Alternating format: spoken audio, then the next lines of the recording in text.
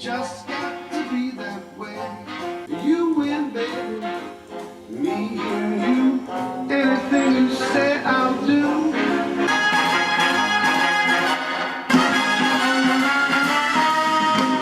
Well, alright, okay, you win. I'm in love with you. Well, alright, okay.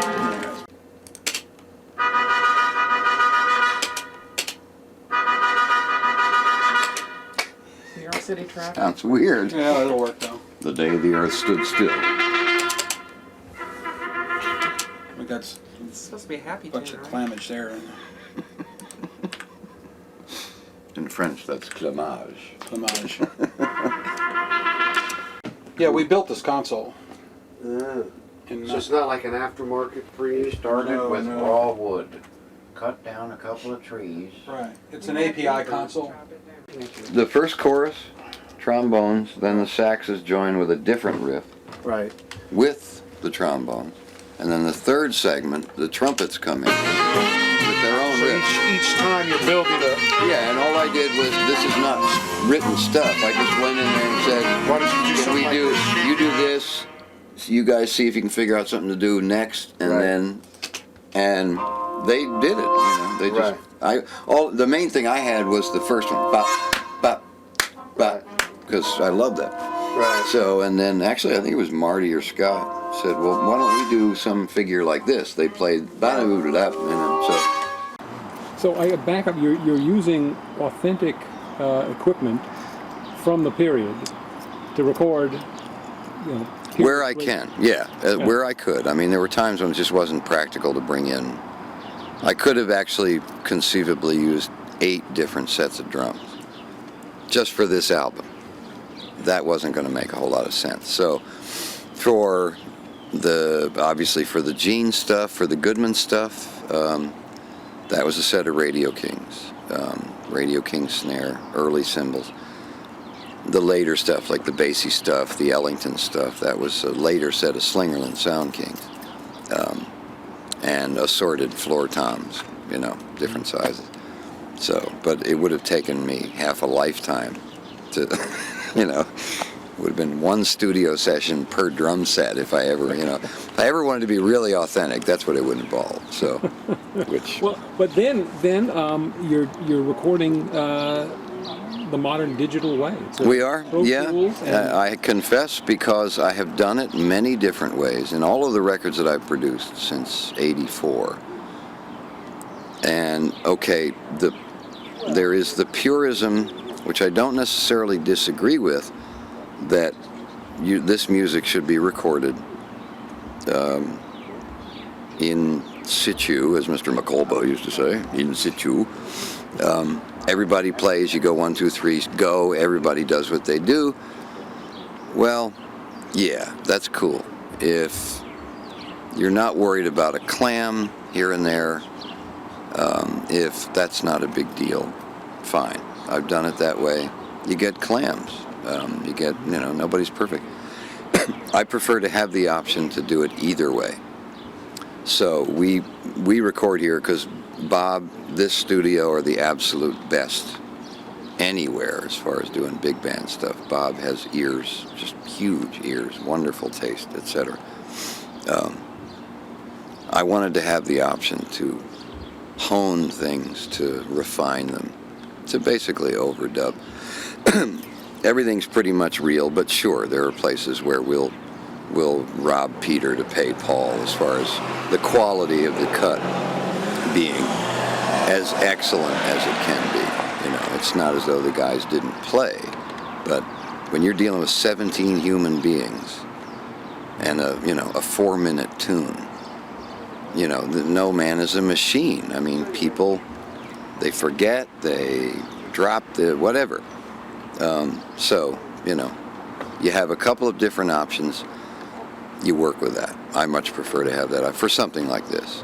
I'm going to be doing another album, excuse me, in sometime late in the year.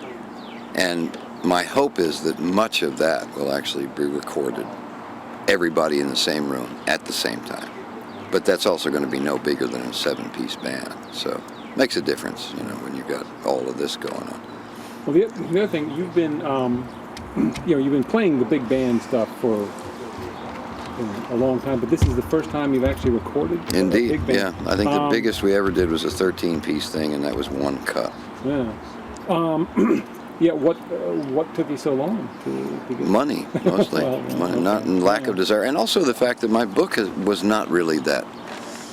It was not that strong a book. Oh yeah, let's talk about song selection and the arrange. You did the arrangements. No. I mean, Or some of the head arrangements that we do on this album, like the one that Jimmy just overdubbed, there are portions of that are head arrangements, but that's primarily because it's a blues. So you can work with that a little more easily and do a head arrangement. Everything else is, I've been very, very lucky to either find charts that I want or find someone who can make them. And of course, Scott Silbert, tenor player, who is on this album. And oddly enough, there's not a bad tenor solo on there. Every one of them, you know, which makes it a lot harder. Scott is able to do this stuff, pull from an original chart. One of my favorite stories is I have a dear friend in England named Jerry Brennan. Jerry is a fellow Krupa nut. And Jerry and I talk to each other, I guess because he's on a company telephone, we talk to each other sometimes once a week. And we might talk for an hour, and it's mostly around Gene, music. Jerry's an absolute authority. He's one of these guys that has a marvelous recall for dates, times, personnel, you know, who was wearing what, stuff I could never remember. Jerry was in a conversation with a Columbia guy, ex-Sony studio producer guy, in London. Jerry's near Edinburgh, Scotland. And he had this conversation about this guy, and one of the questions he asked him was, is there any unissued stuff in the vaults of Gene's band? And the guy said, sure, dozens of them. Well, the conversation went on. A month later, 13 original acetates arrive on Jerry's doorstep of Krupa stuff. Unbelievable. Some of this stuff had never, ever been issued. Trio versions of Number 10 Ritchie Drive, and this one tune called Beaver, which is noted as having been recorded, but was never, ever, ever released. Well, of course, Jerry sends me this. I've got to have a chart done of this thing, and it's a screamer. But so I'm the only band in the world playing an original Krupa chart, which I think is cool. I just did that the other day with a Benny Goodman thing called Never Gonna Dance. It was a Jimmy Mundy arrangement. So they come from a million different places. Dear friend in Holland, I go over there once a year. We just did a Lunsford tribute tour this past winter, or March, I guess February, March. He's one of these people that just sits down during dinner and transcribes an entire chart, you know, a 15-piece chart of a Lunsford tune. You know, I can do that, you know, no problem. It's just scribbling away, you know. So I've been lucky there. Without these people and their talent, I never would have been able to do it. But as far as I'm concerned, what the band plays is the band's identity. And as you start diluting that identity by everybody playing the same charts, you know, it's all the same band. So I'm very protective of the charts I have, you know, because that's what the band is all about. That's who we are. Most people never even heard of a Krupa thing called Gypsy Mood, you know. So now they will. So, you know, yeah, the charts are important. What's the name of the album? It's called That's It. There's one tune on it that Dorsey's band recorded, and one of my favorite things that Buddy ever played when he was with Dorsey's band, because it's fast and it's just Buddy at an absolute prime. Not that there's any soloing going on, but it's Buddy just driving that band wherever he wants to take them. You know, and of course the band having a great time. And it also was a vehicle for this good friend, wonderful, wonderful trumpet player who now lives in Montreal, a guy named Randy Reinhardt. And his solo work on it is marvelous. So the title of the album is That's It. And we're still working on cover art for that. Well, alright, okay. I'm in love with you, but alright.